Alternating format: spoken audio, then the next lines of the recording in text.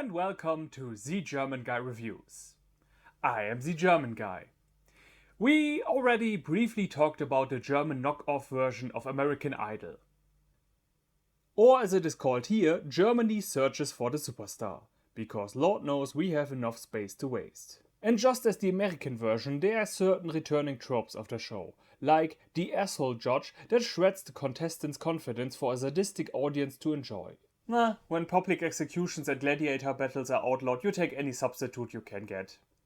Be that as it may, I don't want to talk about the show any longer, because I have for more than 10 lifetimes already. There's just one thing I feel I am obligated to mention. You probably don't remember, but I said in my Daniel the Wizard review how Daniel küblböck seems to be fine nowadays. Well, he killed himself in 2018, so I was a bit wrong there. The same kind of a little bit wrong like an anti-vaxxer's parents is. That's why you don't see me designing rocket ships. No, instead I want to talk about the guy that plays the asshole judge on the show in this here my country, Dieter Bohlen. Herr Bohlen is somewhat the mascot of the show and has been on every season since it started, for better or worse. For worse, definitely for worse. Why am I even framing this as a question? All other judges got eventually replaced over time, but he has stayed there and has been there as the commentator with the attitude, and always a line ready to burn the person in front of him. Although the question to this day still remains who the hell he thinks he is to put judgment on others when his entire music career looked like this. But who is this Dieter Bohlen? He is a musician, if you want to call him that, songwriter, record producer, and as you already have seen, television personality. People also like to refer to him as the pop titan, and that is a pretty fair assessment. Think of him as a person, or rather the person he plays on TV, whatever you like, but it is undeniable that his life is a story of resounding success. He first came to prominence with his band, can it be called a band if there are only two guys? Modern Talking. And I have no idea if that name actually means anything to you guys. I do know that you English-speaking people are familiar with 99 Air Balloons and Nena. Thanks Grubs, thanks GTA Vice City. As it is natural when you are a star, it brings with it a lot of perks and curses. One of which is that everyone is talking about you all the time. Which, unfortunately, because magazines have to write something, they invent lots of rumors and legends to talk about you. Be it that one actor is secretly gay, or this one got kidnapped by aliens, or the other one is secretly a gay alien, or Marilyn Manson removed his ribs to have company with himself in lonely nights, and other such fantasies. Nothing seems to be too ridiculous for some quote-unquote journalists who have to bring a certain number of words to paper. And so, someone, somewhere had quite an interesting idea. Why don't we take all of those myths and rumors about our dear Dieter and make a movie out of it? As if to say, oh, of course I am secretly a Viet Cong soldier whose brain got implanted in his body. Of course I am the king of Atlantis whose people are jellyfish. Of course the abuse by my father put me in a mental prison and forced me forever to stay a child, unable to deal with the real world. Which brings me to our movie for the night, or day, or whenever you are watching this. The movie with the quite uninspired name Dieter the Movie, which tells Dieter Bohlen's life story, his successes, his failures, and everything in between, in a satirical fashion, of course. And it's animated. Let's dig in!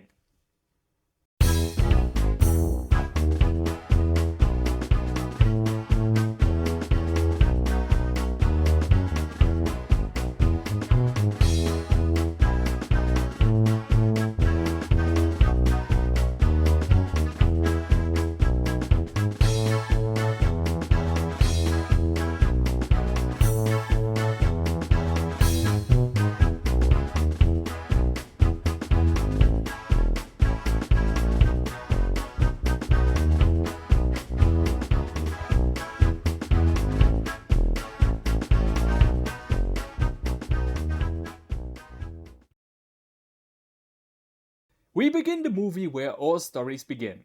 Not at birth, but inside the balls of Dieter's dad. Okay, stop it right there. This is just shameful. You are carrying German DNA, damn it. Now I want to see this go down in an orderly fashion. This instant.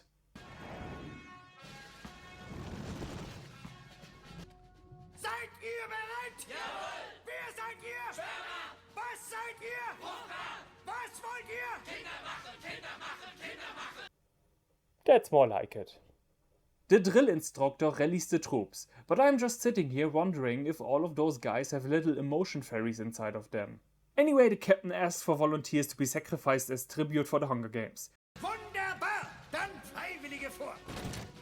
I'm confused here. Why would they send in one guy alone? Is his father, so to speak, running out of soldiers? Why are the other guys trying to avoid to go in? After all, their entire destiny is to get reproduced. This movie with talking sperm makes no sense. Anyway, our dear miniature Dieter is launched to his goal, and just some short 9 months later, our future star can be born. And funny enough, the narrator of the movie is Dieter Bohlen himself, which I find pretty cool of him, and shows that he is not an uppity snob and does have a sense of humor. Because, as you will later see, the movie is at times less than flattering. But what is strange is that for the animated Dieter, there's a different actor playing him. If they already had him in the studio, couldn't they have recorded the other lines too?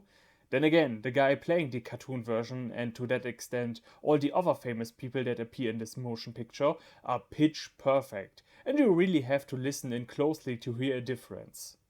Anyway, back to the plot. After an introduction song written by Bohlen himself that rips the roof from the house and summarizes what this movie is all about, breasts and music, we really begin in Dieter's childhood. And we can see that all the ingredients for a famous person are given. A natural love for music, a tyrant father, and the habit to rat out other students in school and get beaten up for it. I don't know if the last one is part of it, but if not, then it is now. One day, Dieter notices that some dude that plays guitar is a true woman magnet, and so he starts working so to buy himself one too and play at local concerts. He admits that his music and singing sounded like a car crash, but the audience never cared about that. Because if there's one thing you can always count on, then it is that you don't necessarily need to have talent to be successful. Which, funny enough, is actually no joke one of the reasons that made me brave enough to start this YouTube channel after I saw what's on TV all the time. You don't need to be intelligent or have talent to be famous? I can that too! And so our aspiring pop star moves to the big city to try his luck where a life with no money and countless rejections wait for him. But a dream is a dream, and he himself tells us show business means eating shit. He eventually takes a job at a record firm that he has bombarded with his tapes and sees it as a good starting point for his career. Every night and day he works on his music, but as before he is only receiving one kick in the teeth after another. But then one day at work, a guy named Drafi, who was a one-hit wonder in the 60s, shows him how it's done. You kick in the door, grab him by the pussy, literally shit on the contract if you don't like it, and then leave the room. And I should point out to all of those sensitive types out there, this movie is genuinely sexist. And I say that as someone who usually has no problem with this type of thing at all. But in this film, women are almost always exclusively sex dolls and nothing more. Bitches deserve more respect than that. However, the thing about a rise to the top at the speed of light is that it also works the other way around. We see how Drafi lost all his fortune in a matter of days and is thrown out to the rest of the trash to be incinerated, creating an artistic vacuum which Dieter intends to fill. And he does. His folk music album gets gold, although nobody in the realm of the living or dead wants to admit they actually bought it. The thing is though, as our protagonist so eloquently put it, only the gold records for rock music are in the office of the boss. Those for folk music hang in the bathroom, which is where you belong. And you know it. However, because Dieter doesn't want to end up like Drafi before him, he immediately begins working on his next project. And it's here where he meets the Watson to his Sherlock, the Robin to his Batman, Thomas Anders, whose voice is so smooth that it melts everything around him. But it can't melt steel beams. Think about that, sheeple! Shortly after the rehearsal, they begin recording the song Sherry Sherry Lady, which will become their greatest hit. However, the song is too slow for Dieter's taste, so the maestro makes some adjustments.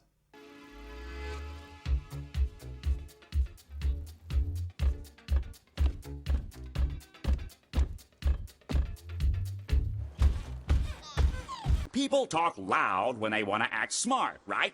Correct! So if we play loud, people might think we're good.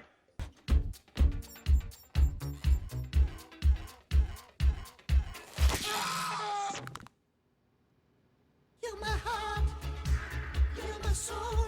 So, does that mean every time they perform the song live, he has to go through that process? Damn! Some people really suffer for their art. And so that day Modern Talking was born, their song playing in every disco and radio station on the globe. And I just love this Lion King joke. Usually when the scene is joked about it's a mistake, but here Rafiki just doesn't give a fuck. Very nice. Our newborn legend, however, can't really bring himself to enjoy his new fame, because his instincts tell him everything has gone too well up to this point. There has to be something. And he is absolutely right about that. We meet Thomas Anders' girlfriend named Nora, whose picture is in the dictionary under control freak, and who later kills everyone in the publishing company because the photo was taken at a wrong angle. She begins to encroach in everything the two are doing, most of the time to the disadvantage of Dieter. Now here is the part where we begin to enter the gossip territory, which I can't comment on because I really don't have the time and energy to research events that took place in the 80s, and I certainly won't read any of the biographies from either of the two. The thing that I am going to say very carefully is there seems to be merit to the claim that this lady was micromanaging every step of Modern Talking, when you look at a picture like this. Be honest, this looks like a hostage situation. Really, the chain needs to read property off. Also, from the little bit research I did, that is a quick Google search, I did find out that Thomas later wasn't too fond of his ex-wife anymore. Oh yeah, they later went separate ways. Big shock, I know. After countless of oppressive hours under Nora's rulership, Dieter has come up with a plan to get rid of her. He wants to piss her off so much that she leaves by herself. And so he arranges that a bunch of sexy background dancers are on the stage with them, which in turn makes Nora furious, given that Thomas is hers and hers alone. According to our protagonist, the plan works perfectly, although I don't see how getting the band to break up and his nemesis still having control over his body's flesh and soul can be considered a success, but then again, that's the idea behind the scorched earth policy. Since it seems that his career is over for now, Dieter decides to move to America for a bit, where he teams up with Brigitte Nielsen and her two weapons of masturbation. But because that doesn't work out, he creates a new band called Blue System behind the Iron Curtain. Hey, that's a good idea. People will tear down a Berlin Wall just to escape the music.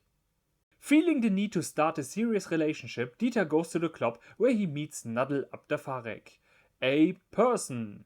Yeah, she didn't do anything famous before she met him. They quickly fall in love, buy a palace together, and while Dieter brings the money home, his girlfriend sits around and drinks. A lot. And that's the entire joke. She has a serious alcohol problem. Also, one night during sex, Dieter breaks his dick in half. Now, you might think that this is just one of those dumb, silly pop star legends with no truth to it whatsoever, but no. This actually happened. I guess he took the saying break a leg a little bit too far. You know, I would actually love to start singing lessons now and go on the show with him, just to tell him to his face, hey, remember the time you broke your dick? That was dumb, wasn't it? And then we would all laugh and have a good time. A year later, Herr Bohlen returns to his workplace where he meets Verona Feldbusch, Germany's favorite dum-dum. Yeah, but it's worth noting that in 2010 a scientist diagnosed her with, and I quote, phenomenal intelligence. See, the thing about these it girls is they are all not really dumb. They play dumb because they know it brings them attention. But the thing with playing dumb is, if you act like a moron for fun, pretty soon you will become one. the relationship starts out with a lot of good omen. signaling to the audience that this lady is a succubus, but Dieter falls for her anyway, even though he himself can't stand the constant stream of idiotic bullshit that comes out of her mouth. Do not watch interviews with her. Just don't. Dear Lord, a 5-year-old on crack that has been run over with a truck several times makes more sense than her. Dieter marries her, but when he returns home, a small detail comes back to his mind. His actual girlfriend Nadel still lives with him. Oops. And thus, upon meeting each other, the battle of the big titties begins.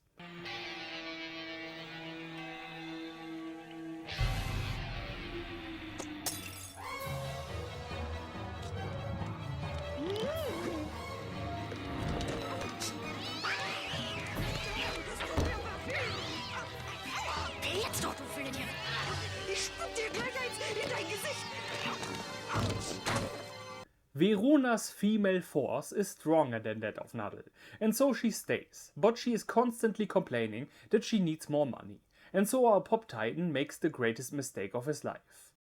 He sets up a marriage contract. Verona pressures him into the worst possible condition.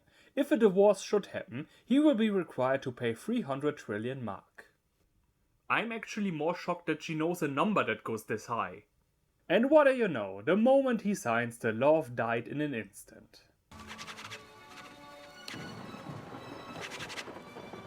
Verona Fehlbusch. Pass auf, Dieter, das Ding ist gegessen. Du bist ein Arschloch. Ich will dich nicht mehr sehen. Ich reiche jetzt die Scheidung ein. I like the fact that the divorce office is right next to the marriage office more than I should. Having reached rock bottom, there's only one way to go, and that is up. So the broken titan reaches out to his old friend Thomas, and they bring back the old band. And as if they had a mission from God, their comeback is a resounding success. They break all records there ever have been and become even richer than they could have ever dreamed. Dieter also becomes Pope, Kaiser of China, and of course Highlander. But because he was too greedy in his life and still wanted more, he goes to hell. Whoa, the only way the story of his life could have even turned darker is if the movie had ended with him being accused of rape. Which, knowing the guy, still could happen. I think I should give you an example. He told a 15-year-old girl on live television once that she can't sing one bit. But she got some nice tits and should dress appropriately. Because the devil has a good day, he lets our hero choose his everlasting punishment. Number 1, really bad, stupefying music around him. Number 2, being the second fiddle in his own band. And number 3, his old studio. He of course chooses number 3, but as everyone already knows, you don't deal with the devil. And so the last thing we hear is the voice of Verona and his scream. This movie is pretty bad. While the animation is pretty decent, the mouth movements very often don't fit together with what is said, and it feels like a bad dub. The basic premise of the movie is also good. Take all the cliches and hearsay about a famous person and just roll with it. But the movie suffers from the problem that the jokes are not told good. Note, I said they are not told good, not that the jokes themselves are not funny. What do I mean? Well, there's plenty of material to work with here, but the thing is, well, the movie was made in cooperation with the TV station RTL, which is famous in Germany for being the trash and dumbing down of society channel. It treats its audience like idiots. The jokes get dragged out or over-explained, so that even the greatest numbnuts can get it. It also feels at times the film has no idea where it wants to go, so it just wanders aimlessly around for a bit. There are a handful of times I had to laugh out loud, but then just a few seconds later it got buried under another load of shit. Like I said before, I can't comment on the historical accuracy of the film. It is an exaggerated tale of true events by an unreliable narrator, so everything has to be viewed with a suspicion right away. But ultimately, who really cares if Nadel up the farrag has or had a drinking problem, or if Verona Feldbusch married only to get money? It should only matter to those that care about their work. The only way I could care is if they made movies or video games or comics or music that I care about. And even then, I don't have to know their private life. I don't have to know what they put on toast in the morning. So why do you nerds?